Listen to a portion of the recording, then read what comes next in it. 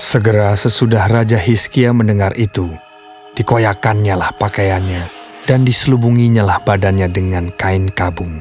Lalu masuklah ia ke rumah Tuhan. Disuruhnyalah juga Eliakim, kepala istana, Sebna, panitera negara, dan yang tua-tua di antara para imam, dengan berselubungkan kain kabung kepada Nabi Yesaya bin Amos. Berkatalah mereka kepadanya, "Beginilah kata Hizkia, hari ini hari kesesakan, hari hukuman dan penistaan. Sebab sudah datang waktunya untuk melahirkan anak, tetapi tidak ada kekuatan untuk melahirkannya. Mungkin Tuhan Allahmu sudah mendengar segala perkataan juru minuman agung yang telah diutus oleh Raja Asyur tuannya untuk mencela Allah yang hidup, sehingga Tuhan Allahmu mau memberi hukuman karena perkataan-perkataan yang telah didengarnya. Maka baiklah engkau menaikkan doa untuk sisa yang masih tinggal ini." ketika pegawai-pegawai Raja Hizkia sampai kepada Yesaya, berkatalah Yesaya kepada mereka, "Beginilah kamu katakan kepada tuanmu. Beginilah firman Tuhan. Janganlah engkau takut terhadap perkataan yang kau dengar, yang telah diucapkan oleh budak-budak Raja Asyur untuk menghujat aku. Sesungguhnya aku akan menyuruh suatu roh masuk di dalamnya, sehingga ia mendengar suatu kabar dan pulang ke negerinya. Aku akan membuat dia mati rebah oleh pedang di negerinya sendiri." Ketika juru minuman agung pulang, didapatinyalah Raja Asyur berperang melawan Libna, sebab sudah didengarnya bahwa raja telah berangkat dari Lakis. Dalam pada itu, raja mendengar tentang Tirhaka, raja Etiopia, berita yang demikian, "Sesungguhnya ia telah keluar berperang melawan engkau." Maka disuruhnyalah kembali utusan-utusan kepada Hizkia dengan pesan, "Beginilah harus kamu katakan kepada Hizkia, Raja Yehuda. Janganlah Allahmu yang kau percaya itu memperdayakan engkau dengan menjanjikan Yerusalem tidak akan diserahkan ke tangan Raja Asyur. Sesungguhnya engkau ini telah mendengar tentang yang dilakukan Raja-Raja Asyur kepada segala negeri, yakni bahwa mereka telah menumpasnya. Masakan engkau ini akan dilepaskan? Sudahkah para Allah dari bangsa-bangsa yang telah dimusnahkan oleh nenek moyangku dapat melepaskan mereka, yakni Kusan, Haran, Rezef, dan Bani Eden yang ditelasar? Di manakah raja negeri Hamat dan Arpad, raja kota Sefarwaim, raja negeri Hena dan Iwa?" Hizkia menerima surat itu dari tangan para utusan, lalu membacanya. Kemudian pergilah ia ke rumah Tuhan dan membentangkan surat itu di hadapan Tuhan.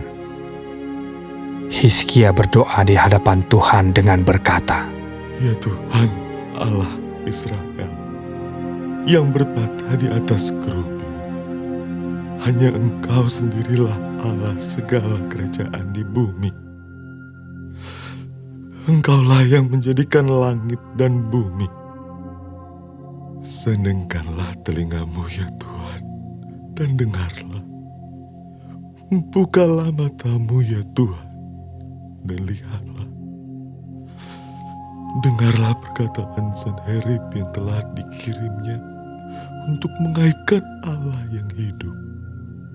Ya Tuhan, Memang raja-raja Asyur telah memusnahkan bangsa-bangsa dan negeri-negeri mereka, dan menaruh para allah mereka ke dalam api.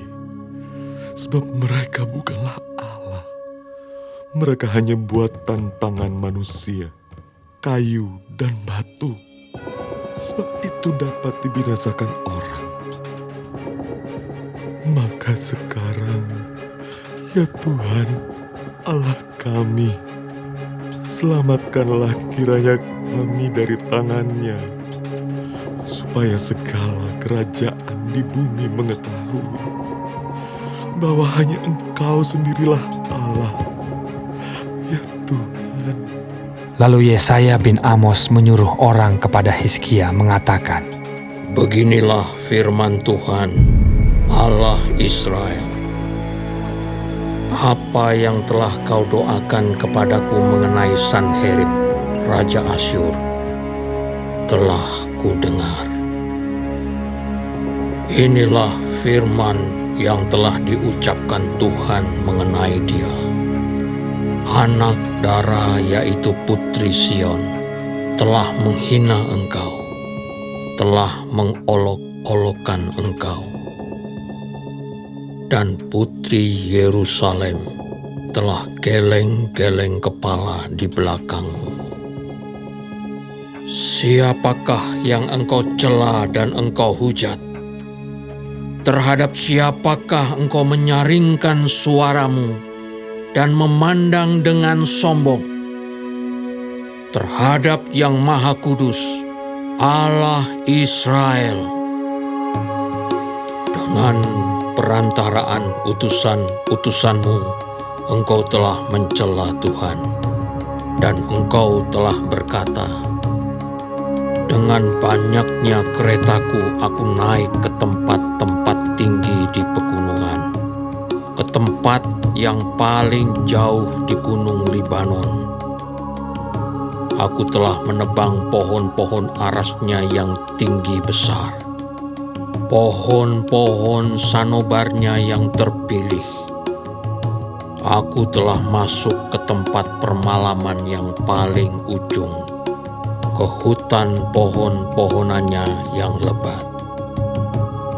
Aku ini telah menggali air dan telah minum air asing, dan aku telah mengeringkan dengan telapak kakiku segala sungai di Mesir.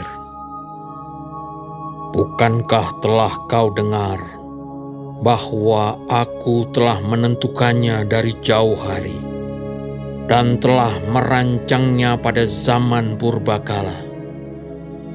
Sekarang aku mewujudkannya, bahwa engkau membuat sunyi senyap kota-kota yang berkubu menjadi timbunan batu, sedang penduduknya yang tak berdaya menjadi terkejut dan malu.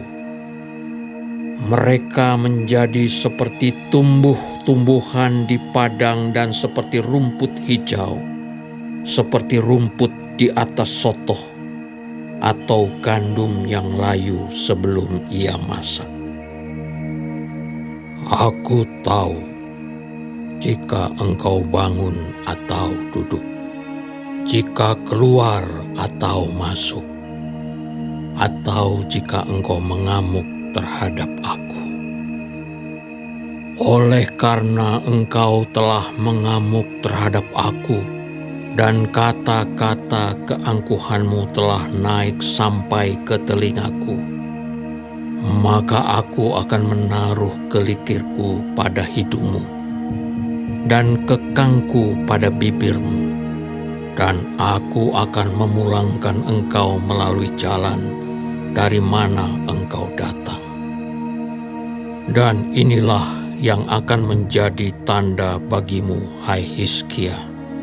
Dalam tahun ini orang makan apa yang tumbuh sendiri, dan dalam tahun yang kedua apa yang tumbuh dari tanaman yang pertama.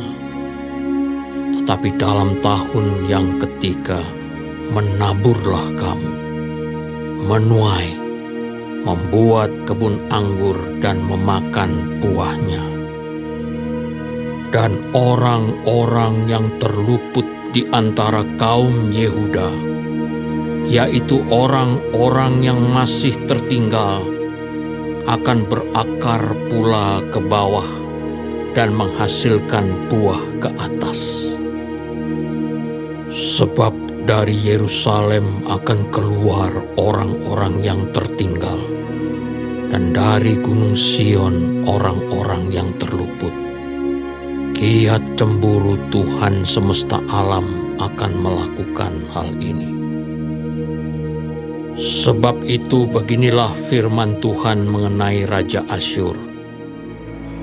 Ia tidak akan masuk ke kota ini dan tidak akan menembakkan panah ke sana. Juga ia tidak akan mendatanginya dengan perisai dan tidak akan menimbun tanah menjadi tembok untuk mengepungnya. Melalui jalan dari mana ia datang, ia akan pulang. Tetapi ke kota ini ia tidak akan masuk. Demikianlah firman Tuhan. Dan aku akan memagari kota ini untuk menyelamatkannya. Oleh karena aku dan oleh karena Daud hambaku. Maka pada malam itu, keluarlah malaikat Tuhan, lalu dibunuhnyalah 185.000 orang di dalam perkemahan Asyur. Keesokan harinya pagi-pagi, tampaklah semuanya bangkai orang-orang mati belaka. Sebab itu berangkatlah Sanherib Raja Asyur dan pulang, lalu tinggallah ia di Niniwe. Pada suatu kali ketika ia sujud menyembah di dalam kuil Nisroch, allahnya, maka Adramelech dan Sarezer anak-anaknya membunuh dia dengan pedang. Dan mereka meloloskan diri ke tanah Ararat. Kemudian Esarhadon anaknya menjadi raja menggantikan dia.